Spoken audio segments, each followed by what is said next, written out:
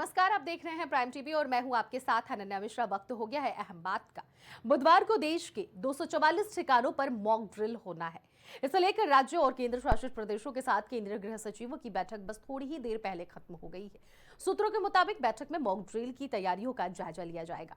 दिल्ली में नई दिल्ली और दिल्ली कैंट में मॉक ड्रिल होगा, जबकि यूपी में 19 जगहों पर मॉक ड्रिल होगा। गृह मंत्रालय के आदेश के बाद उत्तर प्रदेश में मॉक ड्रिल की तैयारियां शुरू कर दी गई हैं। इस मॉक ड्रिल में यूपी के 19 जिलों में पश्चिमी यूपी के 4 जिले शामिल हैं। इसमें गाजियाबाद, मेरठ, मुजफ्फरनगर और बागपत शामिल है। इन सभी जिलों में सायरन बजेगा।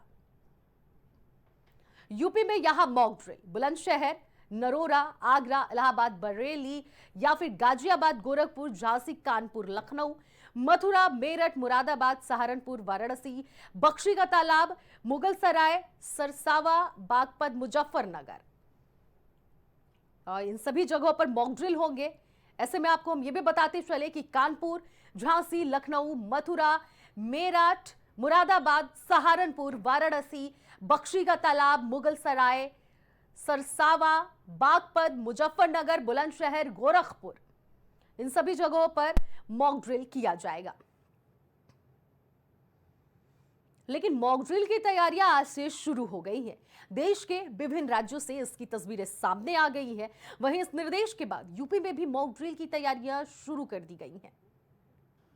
वहां से जैसे 19 जिले आइडेंटिफाई हैं, जिसमें एक जिला ए कैटेगरी में, 2 जिले सी कैटेगरी में, रेस्ट सभी जिले बी कैटेगरी के।